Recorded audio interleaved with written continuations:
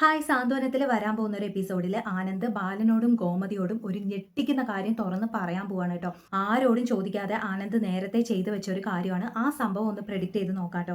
അപ്പോൾ ഇപ്പോൾ നമ്മുടെ ദേവി ദേവമംഗലത്ത് നിന്ന് പുറത്താക്കി ഇനി ആ വീട്ടിലേക്ക് കയറി പോകാൻ പറ്റില്ല എന്നുള്ള സത്യമൊക്കെ അംഗീകരിക്കാൻ വല്ലാതെ ബുദ്ധിമുട്ടിക്കൊണ്ടിരിക്കുകയാണ്. എന്താണെന്ന് വെച്ചാൽ ഇനി ദേവമംഗലമാണ് എൻ്റെ വീട്, ഇതാണ് എൻ്റെ കുടുംബം എന്നൊക്കെ മനസ്സിൽ അത്രയും ഉറപ്പിച്ചിരുന്ന ഒരാളാണല്ലോ ദേവി. അപ്പോൾ പിന്നെ മനസ്സ് അനുവദിക്കാതെ പിറ്റേ ദിവസം നേരം വെളുക്കുന്നതിന് മുമ്പേ ദേവമംഗലത്തേക്ക് കയറി പോയിട്ട് എന്നോട് ക്ഷമിച്ചൂടെ, ഒരു വേലക്കാരിയായിട്ടെങ്കിലും എന്നെ ഇവിടെ താമസിപ്പിച്ചൂടെ, ഇത് എൻ്റെ വീടല്ലേ, ഞാൻ ഇവിടെയല്ലേ കഴിയേണ്ടത് എന്നൊക്കെ പറയാൻ പോകുന്നുണ്ട്. ഓഫീസിൽ പോകാൻ റെഡിയായി നിൽക്കുന്ന മീനുവും മിത്രയും ഗോമതിയൊക്കെ അത് കേട്ട് നിൽക്കുന്നുണ്ട്. മീനുവിനാണെങ്കിൽ ദേവിയോട് വല്ലാത്തൊരു സഹതാപം തോന്നിയിട്ട് വയ്യ. പക്ഷെ മിത്രയ്ക്ക് അങ്ങനെയൊന്നും ഇല്ല കേട്ടോ. മിത്രയ്ക്ക് ഇങ്ങനെയൊക്കെ സംഭവിച്ചല്ലോ എന്നുള്ള ഒരു സങ്കടം മാത്രമേ ഉള്ളൂ, അല്ലാതെ ദേവിയോട് ക്ഷമിച്ചിട്ടൊന്നുമില്ല. പക്ഷെ ഗോമതി നല്ല ദേഷ്യത്തിലാണ്. അങ്ങനെ ഗോമതിയും ബാലനും ചേർന്ന് ദേവിയെ പുറത്താക്കാൻ നോക്കുന്നു. ഉദയഭാനുവിനെ ശ്രീകലയും വിളിച്ചു വരുത്തുന്നു. അവരൊക്കെ വരുന്നതോടുകൂടി വലിയ പ്രശ്നവും ബഹളവും ഒക്കെ ആവുന്നു. ഇടയിൽ നമ്മുടെ അച്യുതൻ കൃഷ്ണമംഗലത്ത് നിന്ന് ഇറങ്ങി വന്നിട്ട് നിങ്ങൾ പോലീസിൽ പോവോ, പോലീസാണ് ഈ കാര്യത്തിനൊക്കെ നല്ലത് എന്നൊക്കെ പറഞ്ഞ് ഐഡിയ കൊടുക്കുന്നുണ്ട്, ഇരുതിയിൽ എണ്ണ ഒഴിക്കുന്നത് പോലെ. അങ്ങനെ അതിൻ്റെ പേരിൽ അച്യുതനും ഇവിടുത്തെ ബാലനും തമ്മിൽ ഒരു വഴക്ക് നടക്കുന്നു. അവസാനം ആനന്ദ് ഇറങ്ങി വന്നിട്ട് ഇപ്പം തന്നെ എല്ലാം ഇവിടെ നിന്ന് ഇറങ്ങി പോയില്ലെങ്കിൽ എൻ്റെ മരണത്തിന് കാരണം ഉദയഭാനും അയാളുടെ മകള് ശ്രീദേവിയാണെന്ന് എഴുതി വെച്ചിട്ട് ഞാൻ ആത്മഹത്യ ചെയ്യും എന്ന് പറഞ്ഞ ശേഷമാണ് ഉദയഭാനുവും ശ്രീകലയും ദേവിയെയും വിളിച്ചുകൊണ്ട് അവിടെ നിന്ന് ഇറങ്ങി പോകുന്നത്. ആനന്ദാണെങ്കിൽ ആകെ മനസ്സൊക്കെ കൈവിട്ട് പോയ ഒരു അവസ്ഥയിൽ നിൽക്കുകയാണ് കേട്ടോ. അപ്പൊ ആത്മഹത്യ ചെയ്യുമെന്ന് മാത്രമല്ല ആനന്ദ് പറയുന്നത്, കൂടെ തന്നെ ഞാൻ നിനക്കൊരു സമ്മാനം അയച്ചിട്ടുണ്ട്, അത് അധികം വൈകാതെ നിന്റെ കയ്യിൽ കിട്ടും എന്ന് ദേവിയോട് പറയുന്നുണ്ട്. അപ്പൊ അതെന്താണെന്നൊന്നും ദേവി ഇപ്പൊ തൽക്കാലം ആലോചിക്കുന്നില്ല. അങ്ങനെ ദേവി കരഞ്ഞുകൊണ്ട് വേണ്ട, ഞാൻ കാരണം ആരും ആത്മഹത്യ ചെയ്യണ്ട എന്നൊക്കെ പറഞ്ഞിട്ട് അവിടെ നിന്ന് ഇറങ്ങി പോവാണ് അച്ഛൻ്റെയും അമ്മയുടെയും കൂടെ. അങ്ങനെ അതിനുശേഷം സംഭവിക്കുന്നതാണ് ഈ ആനന്ദ് വീട്ടുകാർക്ക് കൊടുക്കാൻ പോകുന്ന ആ ഒരു ഷോക്ക്. എന്താന്ന് വെച്ചാൽ ഇപ്പോൾ ദേവിയെ ഇറക്കി വിട്ട് അവിടെ ആ പ്രശ്നങ്ങളൊക്കെ തീർന്ന ശേഷം ഇവർ വീടിനകത്ത് വന്നിരിക്കുമ്പോൾ ആനന്ദ് പറയാണ്, അച്ഛാ എനിക്കൊരു കാര്യം പറയാനുണ്ട്, അച്ഛനോടും അമ്മയോടും ആരോടും ചോദിക്കാതെ ഞാൻ എൻ്റെ ഇഷ്ടത്തിന് ഒരു കാര്യം ചെയ്തു എന്ന് പറയുമ്പോൾ എന്താ അത് എന്നുള്ള ഭാവത്തിൽ ഇങ്ങനെ ബാലനും ഗോമതിയൊക്കെ ആനന്ദിനെ നോക്കുന്നുണ്ട്, ബാക്കിയുള്ളവരെ നോക്കുന്നുണ്ട്. അപ്പോൾ ആനന്ദ് പറയാണ്, എനിക്ക് മറ്റൊരു വഴിയും ഇല്ലായിരുന്നു അച്ഛാ, എനിക്ക് ഈ ശ്വാസം മുട്ടിയുള്ള ജീവിതം അത് മടുത്തു, അവളുടെ കൂടെ ഒരേ മുറിയിൽ കഴിയാനും എനിക്ക് വല്ലാത്ത ശ്വാസമുട്ടലായിരുന്നു. എല്ലാത്തിനും ഒരു പരിഹാരം കാണാൻ, എൻ്റെ മനസ്സിന് ഇത്തിരി സമാധാനം കിട്ടാനായിട്ട് ഞാൻ ഒരു കാര്യം ചെയ്തു.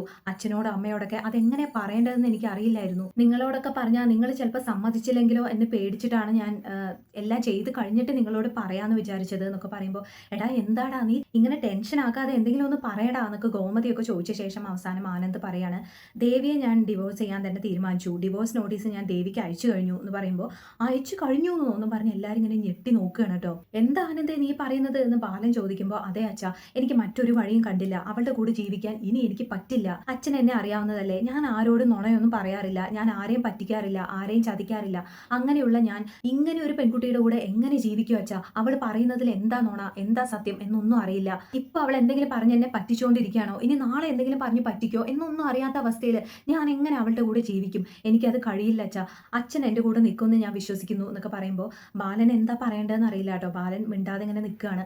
അങ്ങനെ ആകാശും ആര്യനും ഒക്കെ പറയുന്നുണ്ട്, ഏട്ടൻ എടുത്തു ചാടി ഇങ്ങനെ ഒരു തീരുമാനം അത് വേണ്ടായിരുന്നു ഏട്ടാ എന്നൊക്കെ പറയുമ്പോൾ, എടാ എനിക്ക് മറ്റൊരു വഴി ഇല്ലായിരുന്നു, എന്തായാലും ഞാൻ അവളെ ഡിവോഴ്സ് ചെയ്യാനാണ് പോകുന്നത്, ഇന്നില്ലെങ്കിൽ നാളെ ഒരു ദിവസം ഞാൻ അവൾക്ക് ഡിവോഴ്സ് നോട്ടീസ് അയക്കുമായിരുന്നു, അതിപ്പോൾ കുറച്ച് നേരത്തെ ചെയ്തു, അത്രയല്ലേ ഉള്ളൂ. ഞാൻ ഇത് മനസ്സിൽ നേരത്തെ തീരുമാനിച്ചുറപ്പിച്ചതാണ്, അവൾ ഇനി എൻ്റെ ജീവിതത്തിൽ ഉണ്ടാവില്ല, ഡിവോഴ്സ് നോട്ടീസ് ഞാൻ അയച്ചും കഴിഞ്ഞു, ഞങ്ങൾക്ക് ഡിവോഴ്സ് കിട്ടിക്കഴിഞ്ഞാൽ പിന്നെ അവൾ വേറെ ഞാൻ വേറെ, അത്രയേ ഉള്ളൂ എന്നൊക്കെ പറഞ്ഞ് ആനന്ദ് ആ തീരുമാനത്തിൽ ഉറച്ചു നിൽക്കുമ്പോൾ ബാലൻ എന്താ പറയേണ്ടതെന്ന് അറിയില്ല കേട്ടോ. ഇത്ര പെട്ടെന്ന് ആനന്ദ് ഇത്രയും വലിയൊരു തീരുമാനം എടുക്കും, ഇങ്ങനെയൊക്കെ ചെയ്യുമെന്നൊന്നും ആരും വിചാരിച്ചില്ല.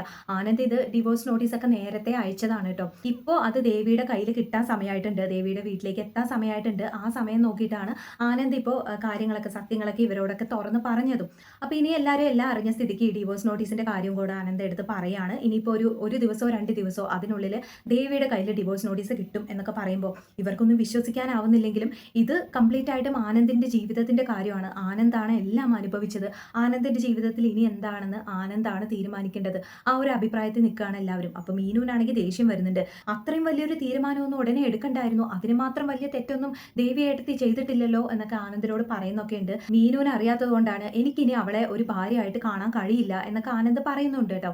അങ്ങനെ മീനു ദേവിയേട്ടത്തിയോടുള്ള ഒരു സഹതാപം കൊണ്ട് ഒരു കാര്യം തീരുമാനിക്കുകയാണ്, ഇനിയും ആ കുഞ്ഞ് നഷ്ടപ്പെട്ടത് അലോക് കാരണമാണ്, അല്ലാതെ ദേവിയേട്ടത്തിയുടെ ഒരു തെറ്റും ആ കാര്യത്തിൽ ഇല്ല എന്നുള്ള കാര്യം ആനന്ദേട്ടൻ അറിഞ്ഞേ പറ്റൂ, എന്നാലേ ആനന്ദേട്ടന് ദേവിയേട്ടത്തിയോടുള്ള ദേഷ്യം കുറച്ചെങ്കിലും കുറയുള്ളൂ എന്നുള്ള കാര്യം മീനു ഇങ്ങനെ വിചാരിക്കുകയാണ്. എന്നിട്ട് അധികം വൈകാതെ ആനന്ദിനോട് അതൊക്കെ തുറന്ന് പറയാൻ തീരുമാനിക്കുകയാണ് കേട്ടോ. അപ്പോഴേക്കും അവിടെ ദേവിയുടെ വീട്ടിൽ എന്താന്ന് വെച്ചാൽ ദേവിക്ക് ഡിവോഴ്സ് പേപ്പർ കിട്ടിക്കഴിഞ്ഞു, നോട്ടീസ് കിട്ടിക്കഴിഞ്ഞു. അങ്ങനെ രജിസ്റ്റേർഡ് പോസ്റ്റായിട്ട് വരുന്നു. ദേവി ഒപ്പിട്ട് വാങ്ങുന്നു. തുറന്ന് നോക്കുമ്പോൾ ദേവിക്കൊന്നും മനസ്സിലാവുന്നില്ല. അങ്ങനെ ദേവിയുടെ അനിയത്തി ശ്രീവിദ്യയോട് വായിച്ചു തരാൻ പറയുമ്പോൾ ശ്രീവിദ്യ വായിച്ചിട്ട് ചേച്ചിക്കുള്ള ഡിവോഴ്സ് നോട്ടീസാണ് വന്നിരിക്കുന്നത്. ആനന്ദേട്ടൻ ചേച്ചിക്ക് ഡിവോഴ്സ് നോട്ടീസ് അയച്ചു എന്ന് പറയുമ്പോൾ ഡിവോഴ്സ് നോട്ടീസോ എന്ന് പറഞ്ഞ് ദേവി അവിടെ അപ്പം തന്നെ തല കറങ്ങി വീഴുകയാണ് കേട്ടോ. അങ്ങനെ ശ്രീകലയും ഉദയഭാനുവും ചേർന്ന് ദേവിയെ പിടിച്ച് അകത്ത് കൊണ്ടുപോയി കിടത്തുന്നു. എന്നിട്ട് വെള്ളമൊക്കെ തെളിച്ച് എണീപ്പിച്ച ശേഷം ദേവി ആകെ പൊട്ടിക്കരയാണ് കേട്ടോ. ആനന്ദേട്ടൻ അപ്പം എന്നെ ശരിക്കും വേണ്ടാതായോ? എന്താ അമ്മേ ആനന്ദേട്ടൻ ഇങ്ങനെ? ഞാൻ എത്ര കരഞ്ഞതാ, ഞാൻ എത്ര മാപ്പ് ചോദിച്ചതാ അമ്മേ, എന്നിട്ട് മനസ്സലിയാതെ ആനന്ദേട്ടൻ ചെയ്തിരിക്കുന്നത് കണ്ടോ എന്നൊക്കെ പറഞ്ഞ് ദേവി ഇങ്ങനെ പൊട്ടി കരയാണ് കേട്ടോ. ശ്രീകലയ്ക്ക് ഇതൊക്കെ കാണുമ്പോൾ സഹിക്കാൻ പറ്റുന്നില്ല. അങ്ങനെ ഇതേ സമയം അവിടെ കൃഷ്ണമംഗലത്ത് നമ്മുടെ അച്യുതൻ നല്ല കലിപ്പിൽ നിൽക്കുകയാണ് കേട്ടോ. എന്താണെന്ന് വെച്ചാൽ ഈ പോലീസിന്റെ ഐഡിയ ഒക്കെ അവർക്ക് കൊടുത്തത് കൊണ്ട് ബാലൻ അച്യുതനോട് വഴക്കിടാനൊക്കെ വന്നല്ലോ. അപ്പോൾ അതിൻ്റെയൊക്കെ ഒരു ദേഷ്യത്തിൽ നിൽക്കുകയാണ്. അങ്ങനെ അച്യുതൻ വിചാരിക്കുകയാണ് ഇപ്പം തന്നെ ഞാൻ ആ ഉദയഭാനുവിനെ വിളിച്ച് കാര്യങ്ങളെല്ലാം പറയും.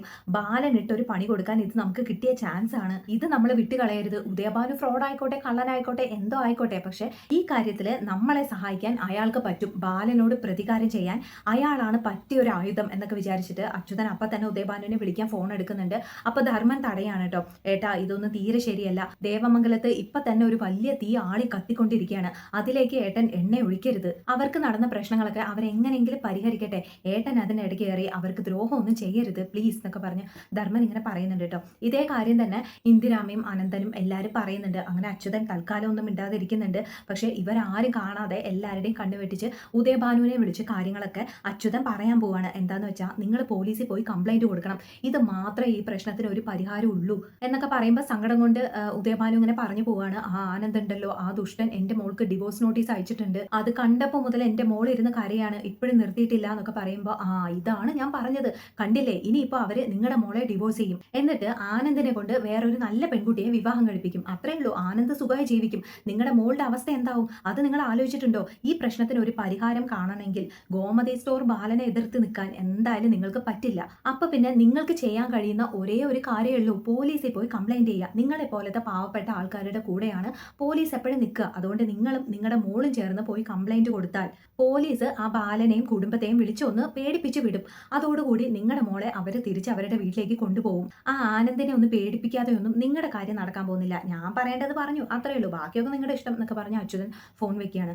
അങ്ങനെ ഉദയഭാനു ഈ അച്യുതൻ പറഞ്ഞ കാര്യങ്ങളൊക്കെ ശ്രീകലയോടും ദേവിയോടൊക്കെ പറയണം കേട്ടോ. അപ്പോൾ ദേവിക്ക് ഇങ്ങനെ ദേഷ്യം വരുന്നുണ്ട്. ഇയാൾ എരുതിയിൽ എണ്ണ ഒഴിക്കാൻ കയറി വന്നിരിക്കുകയാണല്ലോ എന്നൊക്കെ വിചാരിച്ചിട്ട്. പക്ഷെ ശ്രീകല പറയാണ് അച്യുതേട്ടൻ പറഞ്ഞതിൽ എന്താ തെറ്റ്? നമ്മളെ സഹായിക്കാൻ വേറെ ആരെങ്കിലും ഉണ്ടോ? നമ്മളും നമ്മുടെ മോളും ആ ബാലനോടും ആനന്ദിനോടും ഗോമതിയോടൊക്കെ എത്ര കരഞ്ഞു, എത്ര കാല് പിടിച്ചു, എത്ര കെഞ്ചി, എന്നിട്ടും അവർ കേട്ടോ? ഇല്ലല്ലോ. നമ്മൾ പോലീസിൽ പോയി കംപ്ലൈന്റ് ചെയ്യണം. പോലീസിനെ നമ്മുടെ കൂടെ നിർത്തണം. പോലീസ് ആ ബാലനെയും ആനന്ദിനെയും വിളിച്ചൊന്ന് പേടിപ്പിച്ച് കഴിയുമ്പോൾ അവരുണ്ടല്ലോ നമ്മുടെ മോളെ പുറത്താക്കിയവര്, അവര് ഇവിടെ വന്ന് നമ്മുടെ മോളെ വിളിച്ചോണ്ട് പോകും. കാണണോ നിങ്ങൾക്ക്? ഈ കാര്യത്തിലെങ്കിലും ഞാൻ പറഞ്ഞതൊന്ന് കേക്ക്. അച്ചുവേട്ടൻ പറഞ്ഞതാ ശരി, നമുക്ക് പോലീസ് സ്റ്റേഷനിൽ പോയി ഒരു കംപ്ലൈന്റ് കൊടുക്കാം എന്ന് പറയുമ്പോൾ ദേവി ഇങ്ങനെ അമ്മ ഇങ്ങനെ തുറിച്ചു നോക്കുകയാണ് കേട്ടോ. ഇല്ലെങ്കിലേ ആനന്ദ് ചോദിച്ച ഡിവോഴ്സും കൊടുത്തിട്ട് ജീവിതകാലം മുഴുവൻ നീ ഇവിടെ തനിച്ച് കഴിഞ്ഞു, ആനന്ദ് അവിടെ വേറൊരു കല്യാണം കഴിച്ച് സുഖമായിട്ട് ജീവിക്കും എന്നൊക്കെ പറയുമ്പോൾ ദേവി പേടിച്ചിട്ട് അങ്ങനെ ഇതുകൊണ്ടെങ്കിലും ആനന്ദിനെ തിരിച്ചു കിട്ടും, ജീവിതം തിരിച്ചു കിട്ടും എന്നൊക്കെയുള്ള പ്രതീക്ഷയിൽ ഈ അച്ഛനും അമ്മയും പറയുന്നതെല്ലാം ദേവി കേൾക്കാൻ പോകുന്നുണ്ട് കേട്ടോ.